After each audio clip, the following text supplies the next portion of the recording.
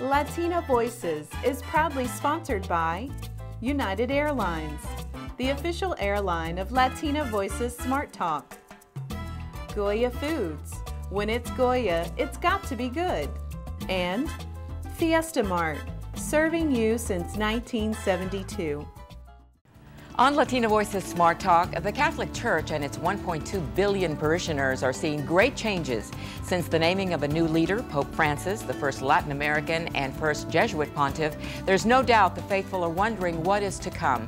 To give us a glimpse of what is happening in Rome and here in the United States, we have Cristo Rey Jesuit School founder Father T.J. Martinez, a Jesuit priest, and Monsignor Frank Rossi, former chancellor and now vicar general for the Archdiocese Galveston-Houston, and also pastor of St. Michael's Catholic Church, with their thoughts. That's next on Latina Voices Smart Talk.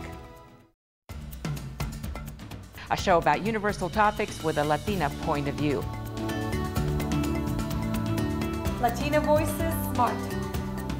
Welcome back. I'm Minerva Perez with my co-host, Texas super lawyer Sofia Adrogué, and our guest host today and executive coach, Laura Lopez. Welcome back. So absolutely. And you guys know we're a show about universal topics from a Latina perspective. So let's get started with some smart talk. Do a little smart talk. And I want to talk just briefly about Angelina Jolie's decision to have a radical mastectomy. All women across the United States are talking about that right now, that issue about having the BRCA gene. And if you have it, there's like a 90% chance that you are going to get cancer. Yes. Her mother died very young. Her aunt died very recently at the age of 60-something. They all died so young. And she took the move, or took the opportunity to study this BRCA gene factor and said, you know what, I'm not going to do this. I'm not going to die young for my children. I'm going to do something about it. And she had a radical mastectomy and had reconstruction. Obviously still looks beautiful. She's a beautiful woman. But isn't that amazing what science can do now, where you know it's coming, or something like that may be coming because of genetics, and then you do something about it. No, absolutely. And probably, Laura, you agree. It's also the fact that she is the one that did it, because she is the paradigm of all this beauty, of all Hollywood. The litany of Hollywood, although she does a lot to give back philanthropically. So actually, I think that's a very powerful statement in and of itself. To me, that was the most powerful. The fact that this is a woman that represents everything that a woman wants. Success. Success. But beauty. And beauty is a big part of it, for sure. But the genetic engineering is the amazing part, truly. So no, absolutely. And the truth is, we could discuss this all day, but I have to tell you, she's got a book. Okay, I am Argentinian. Actually, some of my family has actually spent a fair amount of time with him. I have not. El Jesuita, La Historia de Francisco, el Papa Argentino. This was actually first authored in 2010. So what I like about this is these are candid dialogues and stories with him 3 years before the absolutely huge amazing thing that took place. You can read it in English if you choose. Pope Francis, Conversations with Jorge Bergoglio, His Life in His Own Words. So it's a 2010 book, very well done, and it goes into everything from tango, his favorite, what languages he can speak and what he cannot, his true love. He'll take the subway, no problem, but he prefers the bus. You can see the streets better. So the best part about it is this is the way people can connect. You know, the fact that he's so real, he's so humble, and he's a real person. Yet look at the, look at the influence he can have with that. You'd think he'd open the door if we went knocking on the Vatican and Absolutely. say, "Can you come in?" And if we brought a mate, even more. And Lorenzo showed. Let me say the following: connecting that, and we'll meet Father Martinez in a minute. I think a lot of the reason for his success is he can connect. He's humble, and people like him. And now, he's next. Smart talk. I think we've gone through it. Yes, we're going next. All right. We'll continue more of the show when we return.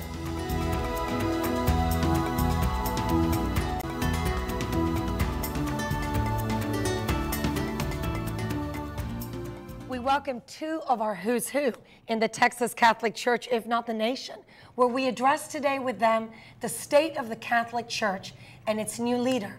From a pastor's perspective, Monsignor Rossi, who will join us later, and from a Jesuit educator and principal's perspective. Father Martinez, welcome. Happy to be Welcome here. you. Always happy to see the three of you. Oh, really, thank you it's so just much. exciting. Well, Great. only our favorite get to come back twice. Exactly. For whatever it's worth. Obviously, even if I did pay you to do this. Yeah. You know, Catholic money goes a long way. No kidding. A lot of Catholic money. But let's talk seriously about our new leader of the Pope, Pope Francis of the Catholic Church. I know that you're very proud as a Jesuit yourself. Most definitely. Tell me how it went down when you heard the news. You know, I remember kind of being with some Jesuits at the time when we had heard that the next Holy Father had been elected. And of course, with Pope John Paul II and then Benedict, just these stunning leaders in the church, we're kind of curious, what's going to happen? What are the cardinals going to do? Because what they do is going to be setting the direction for the church for some time. Really the only leader in the world that kind of most frequently and most powerfully affects the international scene, and not just little Vatican City, which itself is a country. Right. This is an international decision, 1.2 billion Catholics around the world. And I think when they first announced that they had elected the Pope, you know, you're kind of wait and see. You know, the white smoke comes out, everybody's right there watching at the balcony. Yes. People are, you know, texting and checking their emails. And when they said it was I'm getting goosebumps again. When they said it was a Jesuit, I think of it as like, oh, yeah, that's so funny. You know, who's the Pope? Who's the real Pope? You know, it's like, because, you know, there's these wonderful jokes that Jesuits have, over the 500 years that they've been around internationally, never been elected Pope. We're not supposed to aspire to office. And then all of a sudden, out of nowhere, here comes this Jesuit Pope. And so I think this was a shock to many of us. I think it was, at first, it was unbelievable that they would select a Jesuit to come in and take that highest office.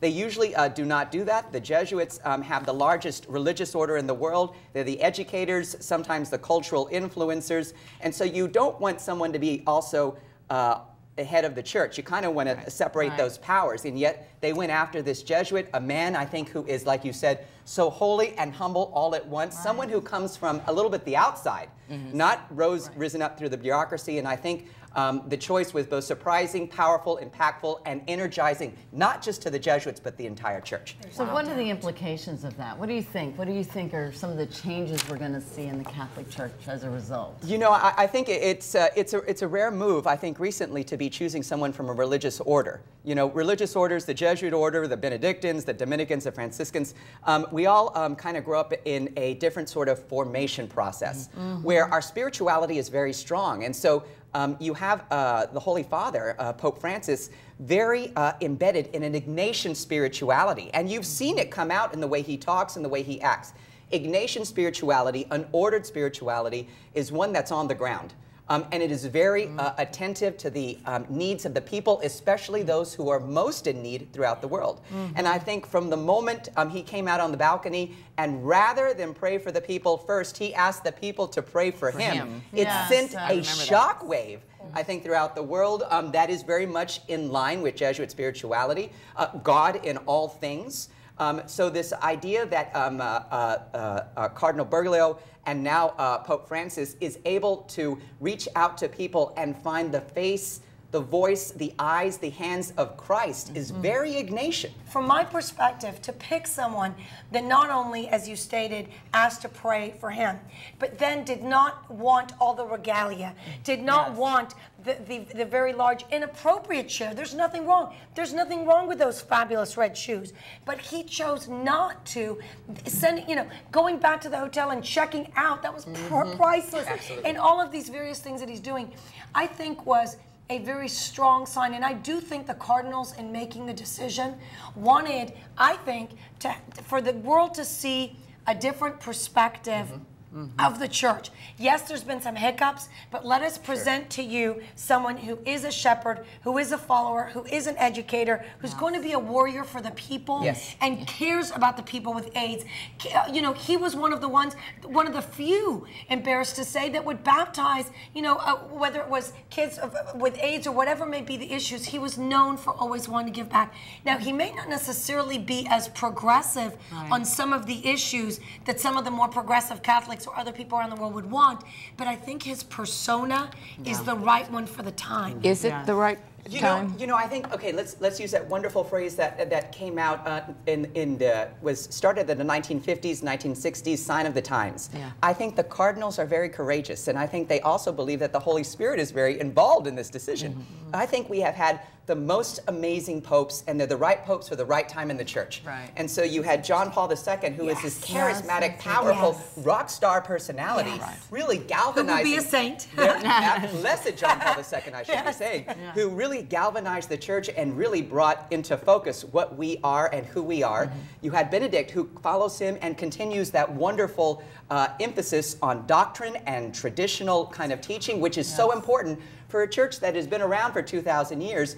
And I think now you have Cardinal Bergoglio, who now is Pope Francis, come in, and he continues the traditions that John Paul II, Blessed John Paul II, and Pope Benedict had continued into office. He is very doctrinally traditional and conservative, and yet he has the ability to seamlessly integrate a refocus back on two things, the poor and Jesus Christ. And that right there is the core essence of the church. Wasn't he the one who kissed the feet of a homeless man and shortly after he was named Pope? Without Is that the sign of things to come for the Catholic Church, where we get introspective about who we are and what we do for others? Sure. I think one of the other things, being a Jesuit and again bringing that Ignatian spirituality, where our parish is the world, and our people are the people of the streets.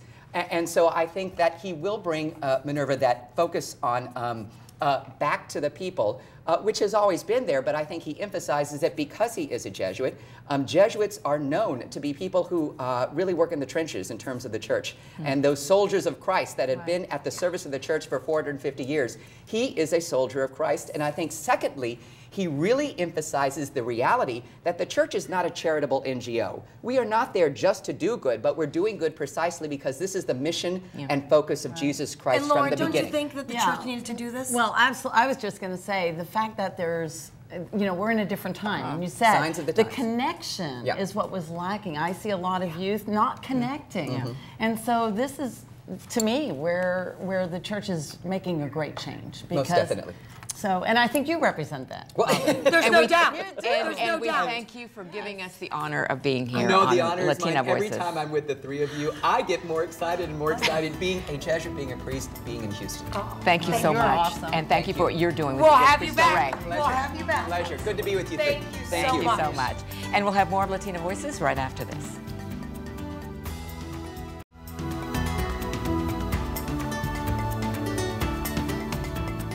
So let's continue the discussion surrounding the state of the Catholic Church and its new leader, Pope Francis, with Monsignor Frank Rossi of St. Michael's. We are so happy to have you here. And we've been talking with Father TJ about where the church is right now, especially with Pope Francis at the helm. Where do you see it going? Well, I see the church only further developing in its love for the poor, its love for simplicity, its love for its universality. But let me step back, if I can, just a couple of years so that we can put today into perspective. You know, when a new pope is elected, the cardinals who are electing think of two things. They look at what's the needs of the universal church, and is there any particular part of the world that needs special attention? And then they look for a man who can meet the needs of both. And so in the 70s, when Pope John Paul II was elected in 1978, communism was very strong and it was oppressing religion. And so they elected a Polish man to be Pope, and he became endeared by the people of Eastern Europe. And communism was destroyed without a bullet being fired. That's true. Because of Pope John Paul II. And so he was the Pope for the people of Eastern Europe as well as the world. And then in 2005, when Pope John Paul II has passed away, a new Pope needs to be elected, the great concern in the church was in Western Europe, that only 2 to 4% of the people, Catholics, were attending Mass. And so the thought was, we need a Pope who can now kind of invigorate Western Europe. And so they pick a German. Yes. Okay, who also was a very close confrere of Pope John Paul II, so he had the universality and a focus on Western Europe. So now, what did we need?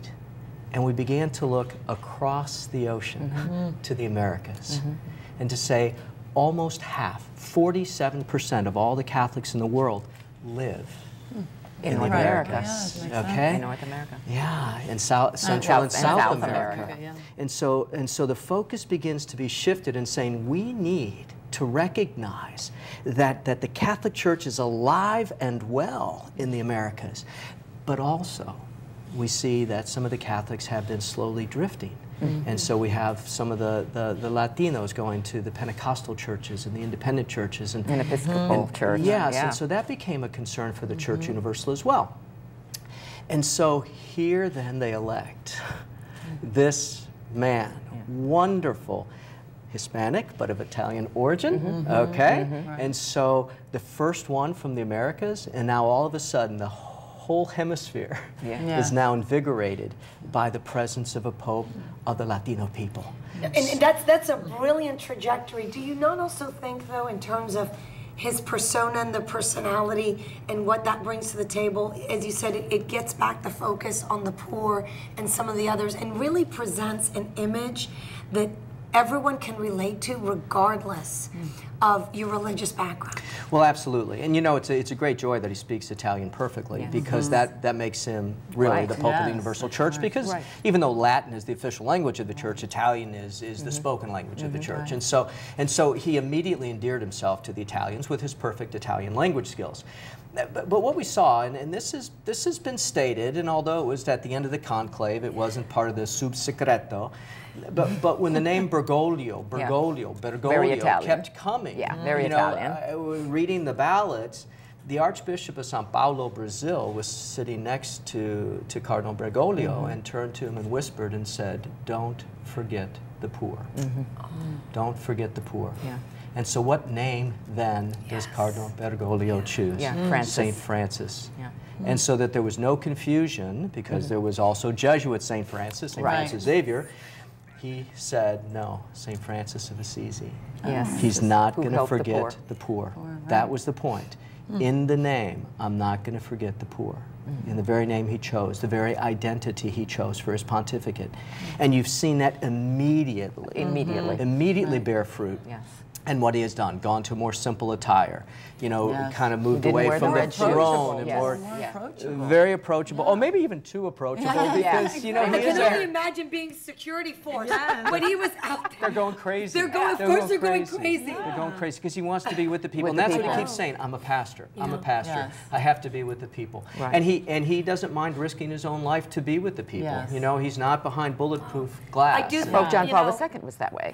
Remember? He got shot. Until he got shot. Well, it's a brilliant move, I think, on so many levels. Yeah. Now, your story, and you speak Italian, to be ordained at the Vatican. Yes, I studied, I did my theological studies in Rome and was ordained a deacon in St. Peter's Basilica. I mean, wow. Could it be more of a bucket moment? Right.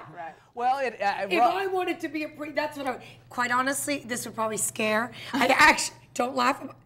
I'm going to say a correct statement. If women could be deacons in the Catholic Church, you would be. I would study to be a deacon. Wow. I believe that. Could you keep your homilies to 12 minutes? Absolutely.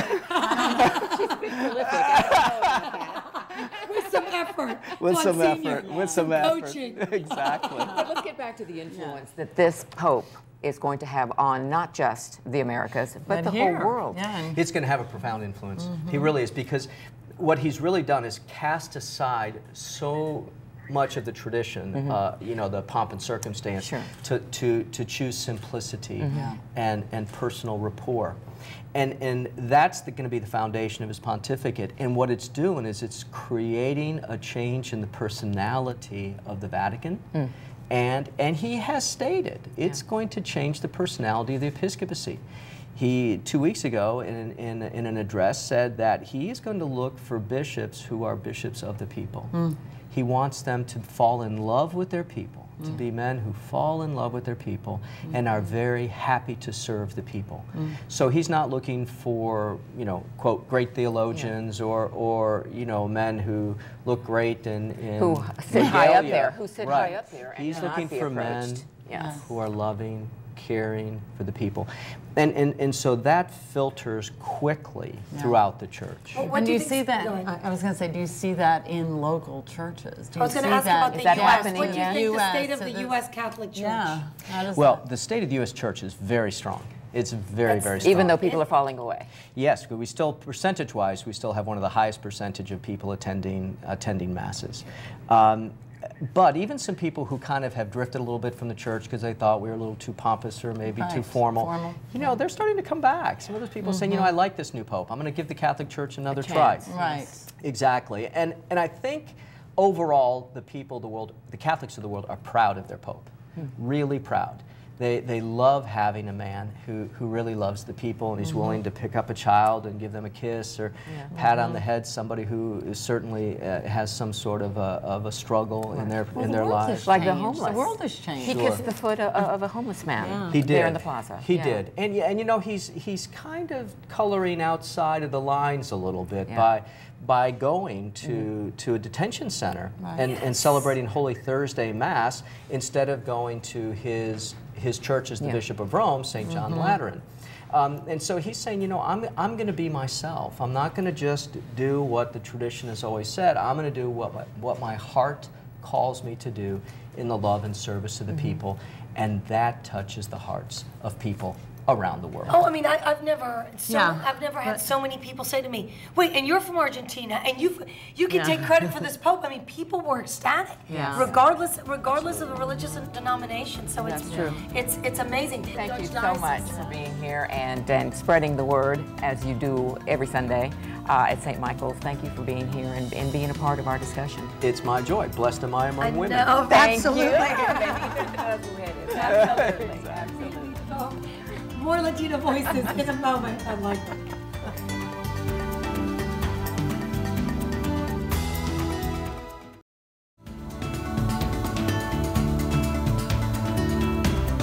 We'd like to thank you for joining us on Latina Voices. We'll be back next time with more interesting topics that matter to all of us. For Latina Voices Smart Talk, I'm Minerva Perez. Don't forget to join us on Facebook.com/Latina Voices and LatinaVoices.com. You can watch some shows there. Until next time, stay smart.